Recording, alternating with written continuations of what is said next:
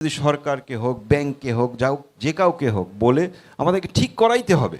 কারণ এটার সঙ্গে তো আমাদের হাজার হাজার ছেলেমেয়ের ভাগ্য জড়িত আছে, কর্মসংস্থান জড়িত আছে। এখানে একটা টাইলস ফ্যাক্টরি আছে না, সানিটা না কি জানি নাম,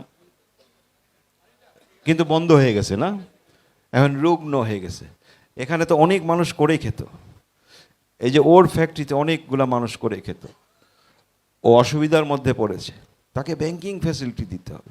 উদ্যোক্তা যদি গড়ে উঠতে পারে, সেই ইনফ্রাস্ট্রাকচার, সেই সুযোগ সুবিধা আমাদেরকে করে দিতে হবে। আমাদেরকে ভবিষ্যৎ প্রজন্মের কথা চিন্তা করতে হবে, আমাদের নিজেদেরকেও ভবিষ্যৎমুখী হইতে হবে। আমরা নীলফামারীকে গড়ব, এইটা হবে আমাদের প্রত্যয়। দেখেন নামই দিছে আমরা নীলফামারী উন্নয়ন মঞ্চ। সবাই চাই আমরা নীলফামারী উন্নয়ন। আপনারা চান না?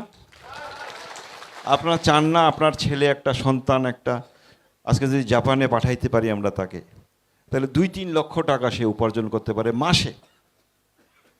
তো ভাগ্য পরিবর্তন হইতে কয় মাস লাগবে? আপনারা চান না? অবশ্যই চান। কোরিয়ায় পাঠাইতে পারি, সিঙ্গাপুরে পাঠাইতে পারি, এগুলা লোক তো ধরে ধরে আমরা পাঠাইতে চাই।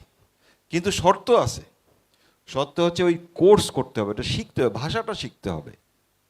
তো এতটুকু কষ্ট করলেই 6 মাস 1 বছর কষ্ট করলেই সারা জীবনটা তার জন্য, তার পরিবারের জন্য পরিবর্তন হয়ে গেল। এতটুকু পরিবর্তন, এতটুকু কষ্ট তো আমাদের করতে হবে। করব আমরা, যাকে লাগে বলা আমরা তাকে দিয়ে তো এক্সপ্যান্ড করাবো। আজকে 50,000 হয়েছে, কালকে আরও 600 একর হলে 1 লক্ষ 1.5 লক্ষ মানুষ চাকরি করবে। এরা কোথা থেকে করবে? নীলফামারীর লোকই তো চাকরি করবে নাকি? তা আপনারা চান না? হয়তোবা আমাদের এখানে আরও এরকম লেনিনের মতো আরও উদ্যোক্তারা যায় ফ্যাক্টরি দিবে। তা আমরা কেন করব না? একটা বেসিক শিল্প নগরী হোক, নাই তো আমাদের জেলায়, আমরা এগুলো করবো না? একটা দেখেন, পার্ক আছে কোনো নীলফামারী শহরে? বিনোদনের কোনো জায়গা আছে? আপনার পরিবারকে নিয়ে, আপনার বাচ্চাদেরকে নিয়ে যাবেন একটা জায়গায়, আরাম করে বসবেন, এনজয় করবেন, খাওয়া দাওয়া করবেন, আছে কোনো জায়গা? ভালো একটা স্কুলেরও অভাব, ভালো একটা কলেজেরও অভাব, যে এখান থেকে পড়াশোনা করে ভালো ইঞ্জিনিয়ারিং কলেজে, মেডিকেল কলেজে অথবা ভালো বিশ্ববিদ্যালয়ে ভর্তি হবে, সেই সুযোগটাও কিন্তু আমাদের নীলফামারীতে নয়। এটার জন্য তো আমরা চেষ্টা করতে পারি না? অবশ্যই পারি। সো আমরা অনেক কিছুই চেষ্টা করতে পারি, চেষ্টা করতে চাই, যদি আপনারা সমর্থন দিতে পারেন। আপনারা নির্ভয়ে সমর্থন দিতে হবে। 12ই ফেব্রুয়ারি যে নির্বাচন, অনেকে ভয় দেখাইতে চাইতে পারে আপনাদেরকে। আমার নাম্বার খান টুকি রাখেন দরকার হলে, আমাদের দলের নেতাকর্মীদেরকে চিনে রাখেন। আমরা যাব আপনাদেরকে প্রোটেক্ট করতে। এটা আপনাদের হক, এটা আপনাদের অধিকার। আপনাদের অধিকার আপনাদেরকে আদায় করে নিতে হবে।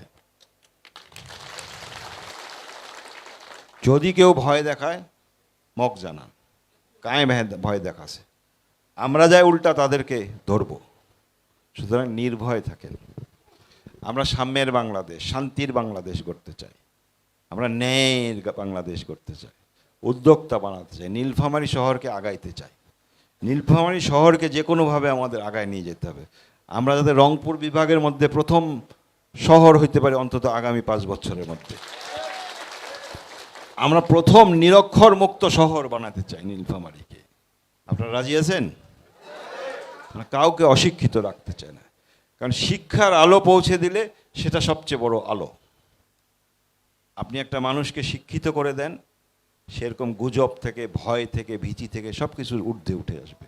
তার যখন আলো থাকবে, সে যদি নিজে আলোকিত হবে, সে তার যখন অর্থনৈতিকভাবে স্বাবলম্বী হবে, সে সকল প্রকার কুসংস্কার থেকে বেরিয়ে আসবে নাকি?